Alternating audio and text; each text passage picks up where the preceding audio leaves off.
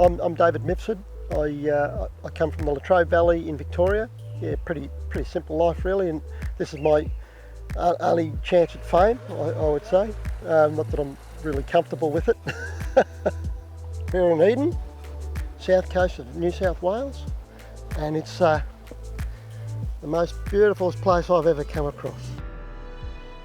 The actual Kracken name came later on in the scene, but I've been renowned to have more than 2 arms in a boat when it comes to fishing. I like the versatility of aluminium. It's light, so you can get a larger boat with a smaller family car behind you. Ability to come up against a wharf and bounce off that and leave a little mark on it as opposed to Kracken gel coat. The versatility of being able to change the way you fish and putting extra rod holders in, chucking an extra grab rail in where you think you might want it. When I started the process of looking for a new boat, I looked at various boats, bar crushers, Staby crafts.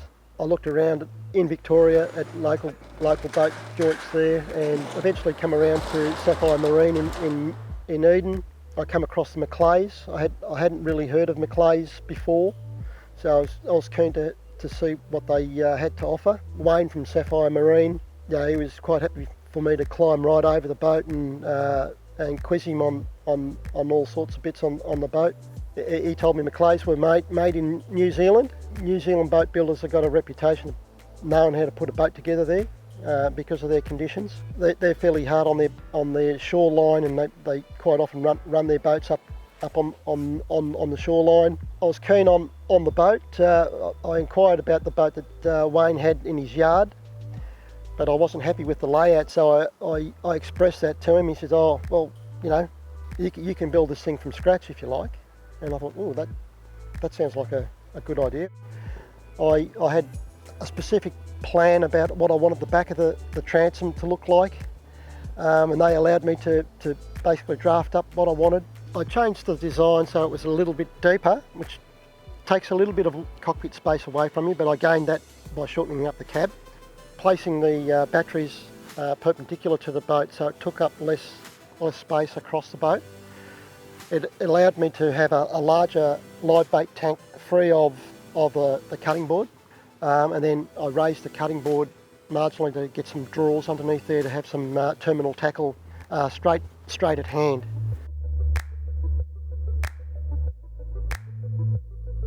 Yeah, it's a McLay 701 Gen 2.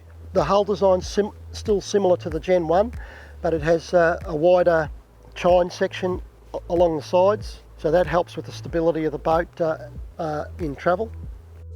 You had the option to opt up in plate size on the hull, so I went from the standard 5mm to 6mm hull to give it a little bit more weight on the water for a better ride. The boat holds a 250 litre tank as customised by me, but the standard tank is a 200 litre tank.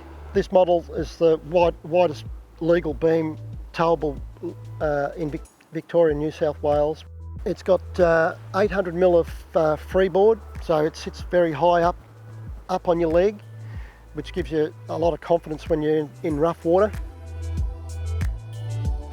We went through a discussion on 2 versus 1 outboards. 10-15 years ago that would have been a worthwhile discussion, but with outboards of today, the reliability of the 4 strokes and most of your fuel injected 2 strokes now, it's no longer really an issue.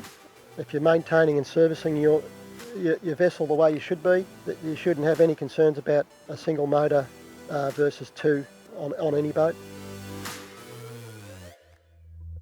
I opted to go to the full maximum rating of 250 horses. I went for a Honda 4-stroke.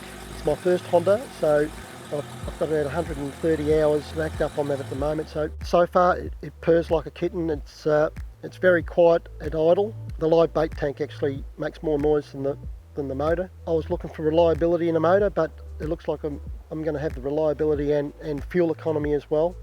Did about 150 k's yesterday in reasonable conditions. Most of that was at speed at 45 to 50 k's k's on the water. A fair percentage of that was trawling as well.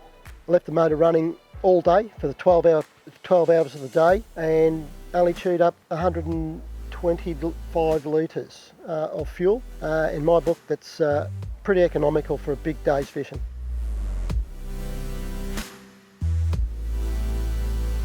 It handles very well. It's very tight on the turn.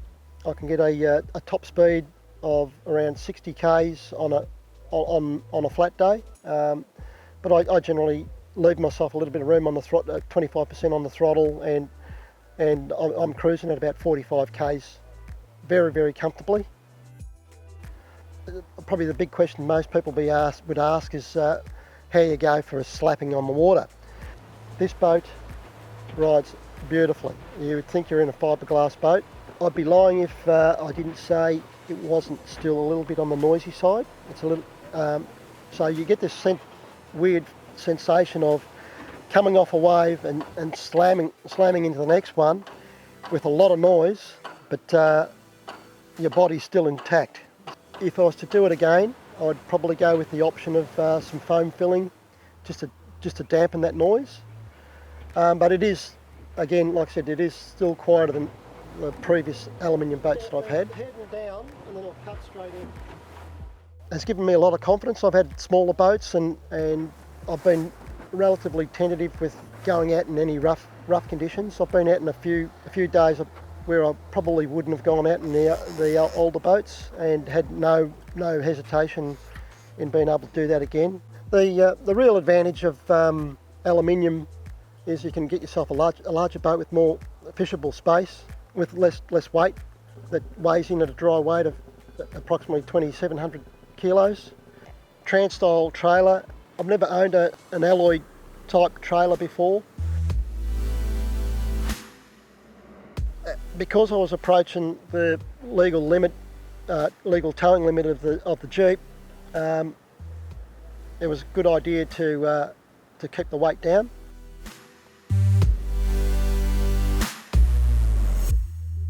People think the Kracken is all about, we do it just for the money, and it couldn't be further from the truth. So if you could just hold that there in shot, and the Kracken is the only rum to drink, okay? Okay.